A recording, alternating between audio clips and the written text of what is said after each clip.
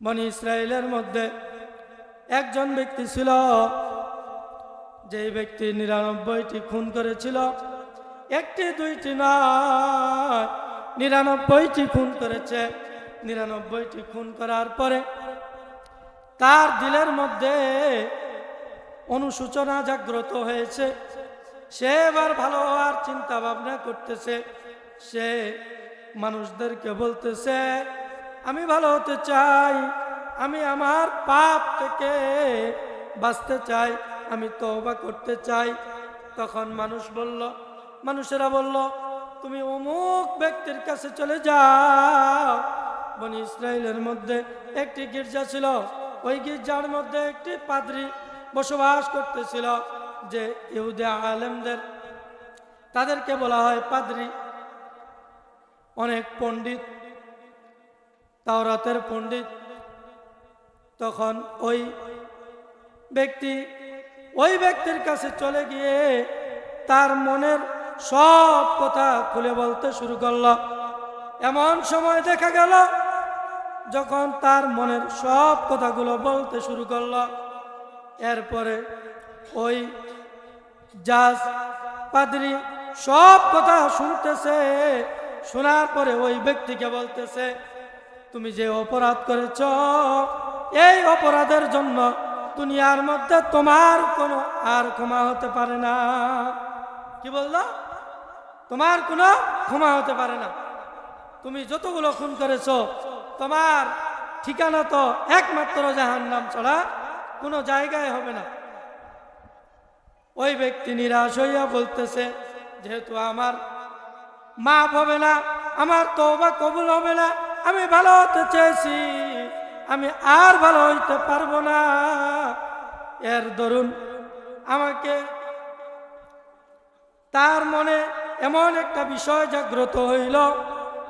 ওই ব্যক্তি তখন ওই পাদ্রীকেও ওই গির্জার মধ্যে হত্যা করে ফেলল। আল্লাহু আকবার। কোথা থেকে?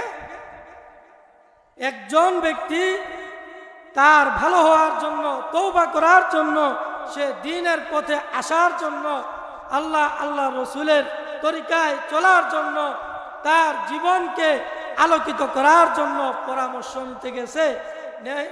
নিতে গিয়ে তাকে হতাশাগ্রস্ত হইতে হয়েছে। তো সে ব্যক্তি হতাশ হওয়ার পরে বলল যে ৯৯টা হয়েছে, তোমাকে দিয়ে ১০০টায় পুরাই ফেলি। হ্যাঁ, তাহলে দেখেন, এরপরে আবার সে বের হয়ে আসলো। বের হয়ে আসার পরে মানুষদেরকে বলতেছে, আমি বাঁচতে চাই, আমি তওবা করতে চাই, আমাকে তওবা করার একটা সুযোগ দাও, আমাকে এমন ব্যক্তির খোঁজ দাও যার কাছে গেলে আমি নিরাশ হব না, যে আমাকে আল্লাহর পথ দেখাবে, আমি বাঁচতে পারবো, আমি জাহান্নামের পথ ছেড়ে আমি জান্নাতের পথ ধরতে পারবো। তখন মানুষেরা আবার আরেকজন আলেমের কাছে পাঠিয়ে দিলেন। তাওরাতের আলেম ছিলেন, আবেদ ছিলেন। ওই ব্যক্তির কাছে যখন পাঠিয়ে দিলেন, ওই ব্যক্তির কাছে এই খুনি ব্যক্তি বলতেছেন যে আমি বাঁচতে চাই, আমি তওবা করতে চাই, আমি খালেস দিলে তওবা করতে চাই, আমি তওবাতান নাসুহা করতে চাই। তখন বলল, অমুক গ্রামের মধ্যে চলে যাও, অমুক গ্রামের মধ্যে চলে যাও, সেখানে আল্লাহওয়ালার একটা দল জিকিরের মজমার মধ্যে বসে আছেন। এই বলে এই খুনি ব্যক্তি ওই দলে যুক্ত হওয়ার জন্য দৌড়াতে শুরু করলো, তওবা করার জন্য রওনা করতেছে। রাস্তার মধ্যে আজরাইল থেকে আটক করে বলতেছে যে তুমি কোথায় যাচ্ছ? তোমার আর সামনে অগ্রসর হইতে হবে না, তোমার এখানেই শেষ, তোমার হায়াতে জিন্দেগি এখানেই শেষ, তুমি আর এক পা সামনে অগ্রসর হইতে পারবা না। এমন সময় দেখা গেল তার মৃত্যু সেখানেই ঘটে গেল। জান্নাত থেকে একদল ফেরেশতা, জাহান্নামী একদল ফেরেশতা ওই লাশটা নেওয়ার জন্য চলে আসলো। তারা এসে জান্নাতি একদল ফেরেশতা এসে দেখলো যে জাহান্নামের একদল ফেরেশতা এসে উপস্থিত। তারা তাদের মধ্যে ঝগড়া বেঁধে গেল। ঝগড়া বাঁধার পরে তারা দুই দল, কে লাশটা নিয়ে যাবে, তার সারা জীবনের যত খারাপ কাজ ছিল তার দ্বারা সংগঠিত হয়েছিল। এর কারণে জাহান্নামের ফেরেশতারা বলে যে সে তো খারাপ কাজ করতে করতে তার অন্তরটা কালো করে ফেলেছে, তার পুরা শরীরটা গুনাহে জর্জরিত করে ফেলেছে। কিন্তু এমন সময় দেখা গেল জান্নাতের ফেরেশতারা তাদেরকে যুক্তি দিয়ে বলতেছেন, ও ভাই, এই ব্যক্তি তো তওবা করার জন্য ছুটাছুটি করে বেড়াচ্ছে, তওবার জন্য তো অমুক গ্রামের অমুক মজলিসের মধ্যে রওনা করেছে। তাহলে ভাবা যায় এমন সময় তাদের এই অবস্থা দেখে আল্লাহ পাক রব্বুল আলামিন তৃতীয় পক্ষ থেকে একজন ফেরেশতা নিযুক্ত করলেন। তাদের মাঝে এসে বললেন, ভাই, আমি একটা সমাধান করতে পারি, আপনাদের ঝগড়াকে মিটাইতে পারি। কয় তাহলে তো ভালোই হয়। তখন বলতেছে কিভাবে মিটাবেন? তখন বলল, এই ব্যক্তি তওবা করার জন্য রওনা করেছে, কিন্তু যেই জায়গায় তার মৃত্যু হয়েছে, যেখান থেকে তওবার উদ্দেশ্যে রওনা করেছে, আর যেই জায়গায় মজলিস কায়েম হচ্ছে সেই জায়গার দূরত্ব তোমরা মাপো। যদি ওই দিকের পথ সংকীর্ণ হয় তাহলে তোমরা জান্নাতের ফেরেশতারা তোমরা নিয়ে যাবা, আর যদি তার পথ সংকীর্ণ হয়ে যায় জাহান্নামের ফেরেশতারা তোমাকে নিয়ে যাবে। এই বলে তারা যেখান থেকে তওবার উদ্দেশ্যে, তওবার নিয়তে বের হয় দৌড়ানো শুরু করেছে, সেখান থেকে রাস্তা মাপা শুরু করে দিল।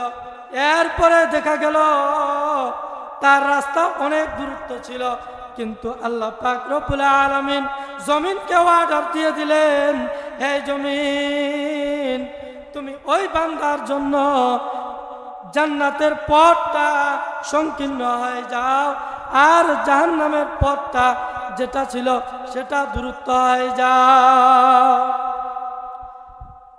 এরপরে মেপে জান্নাতের ফেরেশতারা ওই ব্যক্তির লাশটা নিয়ে চলে গেল।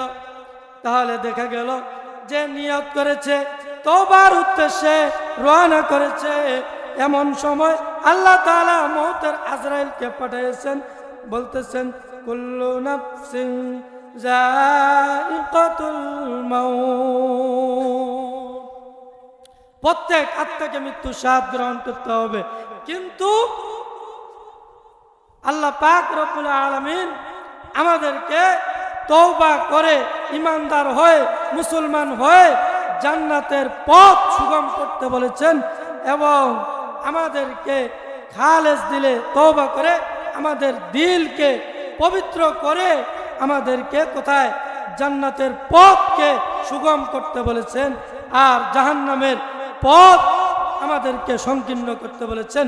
কিন্তু আমাদের আজকের জামানার চলাফেরা, উঠা বসা সব কিছু এমন হয়ে গেছে যে আমরা জাহান্নামের দিকে এমন ভাবে দৌড়াচ্ছি যে আমরা মরিচিকার পিছনে ছুটতেছি, কি ঠিক কিনা?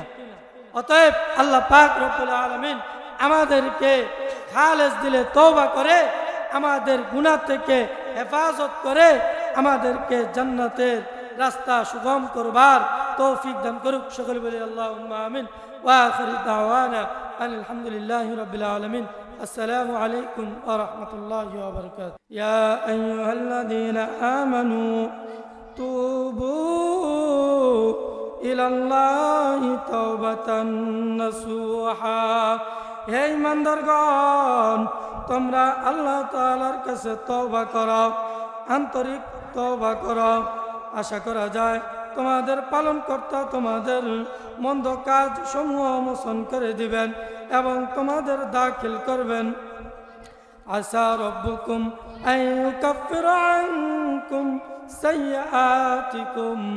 আল্লাহ তাআলা এরপরে যারা তওবা করবে তাদের উদ্দেশ্যে বলতেছেন ওয়ায়ুদখিলুকুম জান্নাতিন তাজরি মিন তাহতিহাল আনহার। আল্লাহ তাআলা বলতেছেন তোমাদের মন্দ কাজ সমূহ মোচন করে দেব এবং তোমাদের দাখিল করে দেব জান্নাতের মধ্যে, যার তলদেশ দিয়ে নদী প্রবাহিত হবে। তাহলে আল্লাহ পাক রব্বুল আলামিন বলতেছেন ইয়া আইয়ুহাল্লাযীনা আমানু, ইয়া আইয়ুহাল্লাযীনা আমানু, হে ঈমানদারগণ তোমরা তুবু ইলাল্লাহি, তোমরা আল্লাহ তাআলার কাছে তওবা করো। কেমন তওবা? তাওবাতান নাসুহা, তাওবাতান নাসুহা। তাহলে আমাদেরকে তাওবাতান নাসুহা অবশ্যই করতে হবে। কারণ আমাদের দুনিয়ার মধ্যে চলাফেরা করতে, উঠা বসা করতে দেখা যায় যে অনেক ধরনের গুনাহ আমাদের হাতের দ্বারা, চোখের দ্বারা, পায়ের দ্বারা, সমস্ত অঙ্গ প্রত্যঙ্গের দ্বারা হয়ে থাকে কিনা? সমস্ত অঙ্গ প্রত্যঙ্গের দ্বারা আমাদের গুনাহ হয়ে থাকে।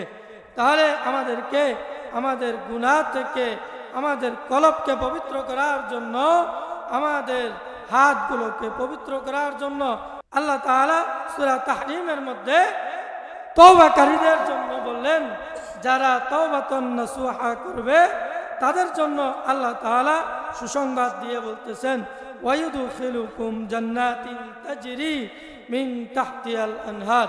এমন জান্নাত তাদেরকে উপহার দিবেন যে জান্নাতের তলদেশ দিয়ে নহর প্রবাহিত হবে। এই নহরটা হবে শরাবের নহর, এই নহরটা হবে দুধের নহর, এই নহরটা হবে মধুর নহর। তাহলে আল্লাহ পাক রব্বুল আলামিন শুধু তওবা করার দরুন আমাদেরকে জান্নাত দিচ্ছেন। আমাদের মধুর নহর, শরাবের নহর সব কিছু প্রবাহিত হবে, কিন্তু তার মধ্যে আল্লাহ তাআলা বলতেছেন তুবু ইলাল্লাহি জামিআ আইয়ুহাল মুমিনুনা লাআল্লাকুম তুফলিহুন। মুমিনগণ যারা তওবা করবে, যারা মুমিন যারা তওবা করবে তারা আল্লাহর সামনে তওবা করো যাতে তোমরা সফল কাম হও। তাহলে তওবা করার দরুন সফলতা অর্জন করার কথা এখানে বলা হইল। তাহলে আমাদেরকে তওবা করতে হবে, এমন তওবা যে আমরা গুনাহ করি, যে গুনাহ আমাদের স্বভাব জাত একটি বিষয়। আমরা গুনাহ আমাদের স্বভাবের মধ্যে এরকম আছে যে আমাদের স্বভাব এমন, আমাদের তবিয়ত এমন যে আমাদের দ্বারা গুনাহ হয়ে থাকে। আম্বিয়া আলাইহিস সালামের মাধ্যমে গুনাহ হন না। আম্বিয়া আলাইহিস সালাম কখনো গুনাহ করতে পারেন না, তারা কখনো গুনাহ করেন না। তাদের দ্বারা যেটা সংগঠিত হয় সেটাকে বলা হয় নাসিয়া, ভুল। তো আল্লাহ তাআলা আমাদেরকে তাওবাতান নাসুহা করার কথা বলতেছেন। তো এই তাওবাতান নাসুহা করতে গিয়ে আমাদের মাঝে একটি ঘটনা মুফাসসিরিনে কেরাম, ইতিহাসবিদরা বর্ণনা করেছেন যে বনি ইসরাইলের মধ্যে একজন ব্যক্তি ছিল যে 99টি খুন করেছিল। কয়টি? খুব মনোযোগ দিয়ে শুনতে হবে তো, না শুনলে তো হবে না।